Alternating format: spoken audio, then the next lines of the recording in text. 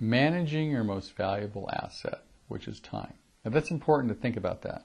A lot of people think their most valuable asset is money, and it's not. It's time. You can always get more money, but you can't get more time. It's interesting that in our medical system, that I think 50% of all the resources or money spent in our medical system are spent on people in the last year of their life. So they must value their time because they're lying in a hospital bed, right? And they just don't want to die. So it's interesting, when people are young, they don't value that time that much. But when they get older, they seem to value their time more and more as they have less and less of it. In fact, it's interesting. The reason I think time seems to go faster for people is every year represents, you might say, a smaller segment of the total. Like when you're 5 years old, a year's, 20% of your life. When you're 100 years old, it's 1% of your life. So as you get older, it goes faster. But so many people don't really manage that asset. It's so valuable. I mean, a lot of people, for example, would say, my kids are really important to me, if they don't spend time with them.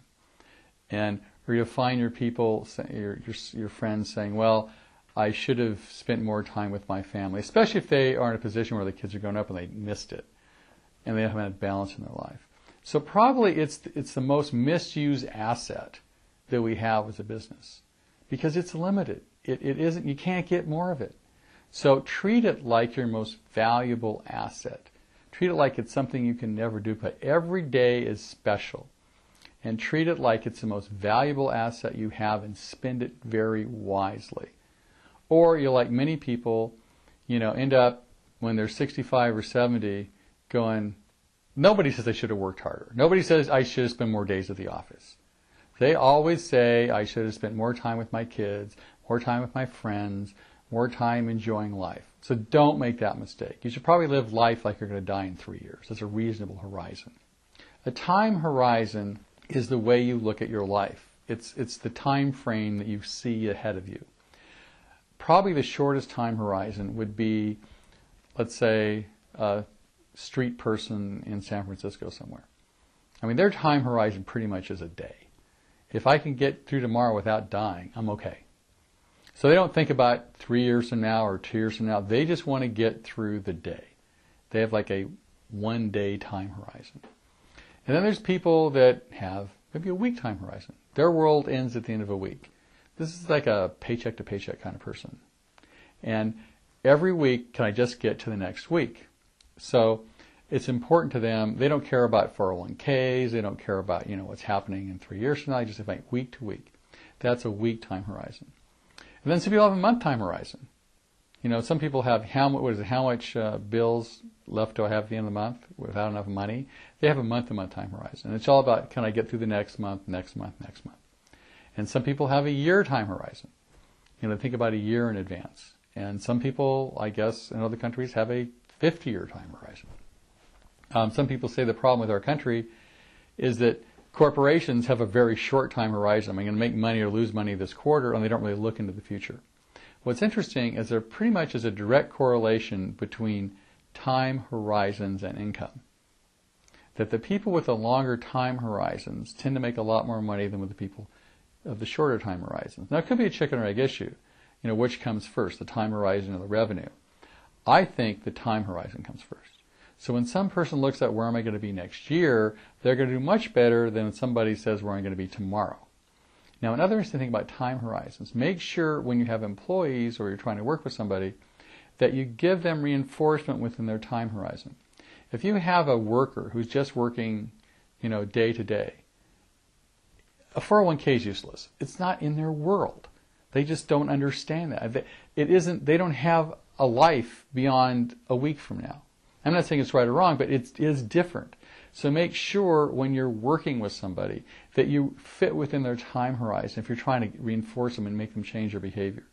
Now what it means for you is if you want to change your income or change your life in a lot of ways, you change your time horizon. You change the way you look at the world. You say, where do I want to be in 3 years or 2 years? Now sometimes, as I said, if a time horizon is 30 years from now, you don't want to live your life for your retirement and miss out on all the good stuff. There has to be a balance. Now an interesting thing about time horizons also is that they can change. And a kid's time horizon, if you had kids, might be, what's happened in 15 minutes. As you get older, it gets longer and longer. But keep track of it. You might know what yours is, and if you change it, you can actually make a major change in your business and your life. Another thing you might notice is, how do you change your income? Now, our society pays a certain thing for various kinds of services. Let's say it pays a certain thing for sales, which may be $100 an hour. It pays so much for, management, so much for labor. And if you take up your life, say you're a business person, and you say, well, how much time do I spend selling? How much time do I spend working on my business, on it, not in it? How much time do I spend filing? And if you look at your income, you can pretty much look at what society pays for those, services. And where I am in the United States, probably sales may pay $100 an hour, and then you've got, work your way on down to filers may pay $15 an hour. So to change your income, all you have to do is change what you do hourly. And if you find yourself, mowing your lawn, if you love to mow your lawn, great, but don't do it to save money. It makes no sense. The same thing with filing. Make sure it's the most valuable use of your time. Now, it's important, there's a concept called chargeable time, and it's been very effective for a lot of my clients. It's a concept of prospecting and selling, that you only get paid for those two things, and they get paid a lot, maybe $1,000 an hour. So if you want to look at your chargeable time, let's say you're own a small business and you're selling a service. Well, your chargeable time is time you spent prospecting and selling, and nothing else counts. I've worked with some of my clients, and when I actually track, not getting prepared for the meeting, not putting all the notes together, but actual chargeable time they spent prospecting, that's trying to find somebody to sell something to, and selling, that's in front of a person that has and needs the money. Very, very, very profitable. It pays, thousands of dollars. So one way to do effective time management is to look at what your chargeable time is. And if you want to increase your income, you change what you spend your time doing. It's a good way to, you might say, increase your revenue. One of the most valuable things you can do as a business owner is spend time working on your business, not in it. That's worth thousands of dollars an hour. For example, the idea you had to start your business and how you manifested that and how you grew your business, incredibly valuable time. One of the mistakes a lot of people make, especially in small business, is they have this great idea and they start a business. I don't care if it's a consulting business, an architectural firm, or they're selling tacos. They get all excited. They have the concept. They work on it. They put the resources together. They got their business DNA straight. They start moving forward, and then their business starts to take off, and they make a critical mistake. They take a job with their own business. So instead of working on their business, they work in their business. They don't get paid near as well for working in it. It happens all the time.